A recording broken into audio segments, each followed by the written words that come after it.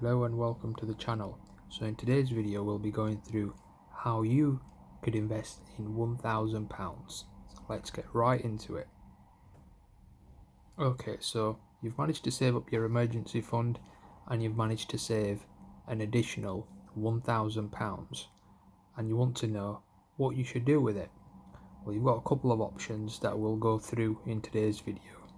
So the first option is you could invest it in a range of ETFs, or you could invest it in one ETF, which is the global all world VWRL, or there's various other versions out there from Vanguard. So you've got the Investco, you've got HSBC Global Fund, you've got a wide range of different funds. Now it's up to you as to what you want to do. You may think, well, you don't want to invest in a global fund, you want to invest in the famous S&P 500, which is the top 500 companies in the US. But the decision is entirely yours of how you want to invest it. But that's just an idea that's put forward. So you could potentially invest it in an index fund, which is ETF version of either the S&P 500 or the all world ETF. Now, you've also got other options. You could dabble yourself in individual shares, which I would not recommend. I did that myself when I first started investing, and I made a bit of a mess of it because one is it's time consuming to review different companies, the balance sheets, what the CEO's intentions are, whether they made a profit loss, what the cash flow situation is with them. And frankly, it's an awful lot of hard work. Now, if you're into that, you could potentially do that. But me personally, I don't have time for that. Unfortunately, it took me a long time to figure that bit out. But yeah, it's one of those where I now use platforms like Invest Engine, where I have multiple ETFs in there, experimenting with various portfolios. Now, when you invest in ETFs, you can't really get it wrong as long as you invest in. Depends on what your investment strategy is and what you want to do. So, for example, if you're in a different country and you've got your own country bias, then that may have an impact on your returns. So, for example, if you're in Ukraine or whatever and you want to purchase a Ukraine ETF, given by what's going on with the economy, that may not be a good idea. So this is why it's always good to go for a global approach. So you're not just getting your developed world or your own sort of country, but you're getting a wide range of different countries. You're covering the whole world. You're covering multiple assets, multiple different organizations, companies, all in one umbrella. So it's one of those where I would suggest going through a global fund, but it's up to you as to what you want to do. That's one thing. The other, I suppose, aspect is you could look to invest in premium bonds. Now, the thing with premium bonds are that they don't pay you a monthly interest or a yearly interest. It's whether you are lucky enough to actually get anything every month, because you generally win prizes. I had my money tied up in premium bonds, and frankly, I didn't win anything. I had about 20,000.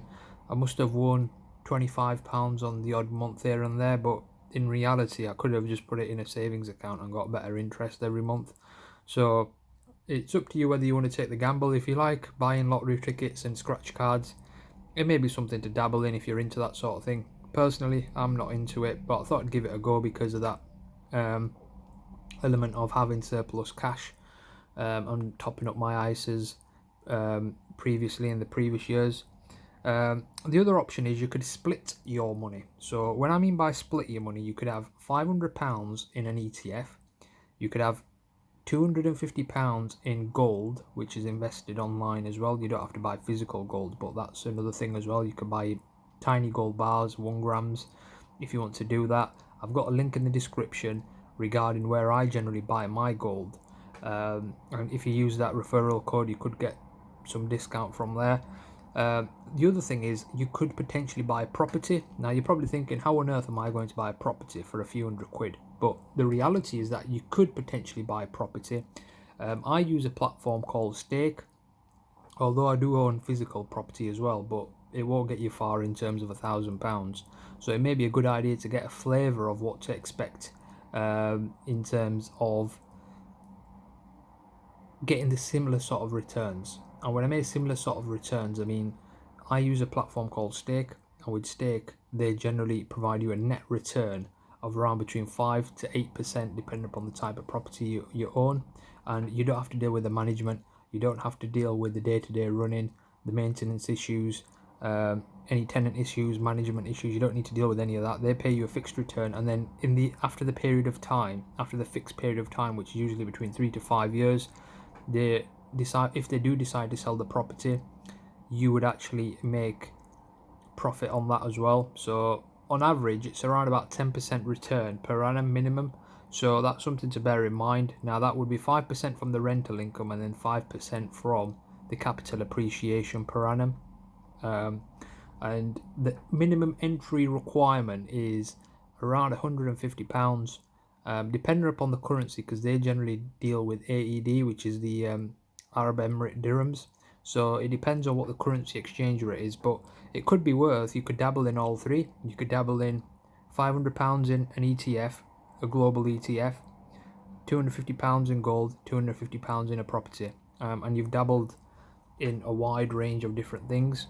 Other option is you could potentially go down the route of peer-to-peer lending. Now the interest rates are slightly higher than your savings. It's normally around about 6-7%, maybe 8%, but it depends on the risk you're willing to take. Now, the more risk you take, the more risk you are running of losing your money, because if certain companies are not doing well, you could actually lose your capital. It's at risk, and potentially it's similar to crypto where you could lose the full lot. That's another option as well. You could potentially invest in cryptocurrency as well. You could invest a small amount. I wouldn't recommend putting all 1,000 into it, but it may be worth investing perhaps £100, £200 in that. And I would just, since you're starting out at the moment, I would recommend you sticking to the big two. Stick to Bitcoin and Ethereum. Now, going forward, the question is, what would I do? So if I had the £1,000 and if I had to start all over again, what would I do? Well, I would invest in an ETF, a global ETF. I would invest in gold, not physical gold, but actual digigold, so online gold that you're not taking ownership on. The reason why is because then you're not dealing with the storage fees. You're not running the risk of your gold being stolen. And if you need to liquidate it, you just click a couple of buttons and off you go. You've got the money in your bank account. I would also look to invest in property via the stake platform. There's a couple of other platforms out there, but I've only dabbled in stake at the moment. I think there's Smart Crowd and a few others, which I probably will be delving into a bit later on, but I haven't had the time just yet. And I would also dabble a tiny bit in cryptocurrency, but not too much, maybe £100. So that's how I would invest £1,000 if I was given £1,000. Question is, what would you do? I've given you a few examples, a few ideas of what you could potentially do. I'm not saying it's actual financial advice and you should definitely go out and do it. That's not what I'm saying. This is a bit of an idea, basically, so give you a bit of context as to what potentially you could do. But let me know in the comments of what you would do if you was given £1,000. You've built the emergency pot up, that's put to one side, and now you've got £1,000 to invest, and how you would invest it. It'd be interesting to see what sort of ideas you have of how you would invest it, and yeah, it would be good to actually discuss that in the comments below. So thank you for watching, and if you like the content, then please do subscribe and like, so I could look to this gets pushed out and I could make further content. Thank you.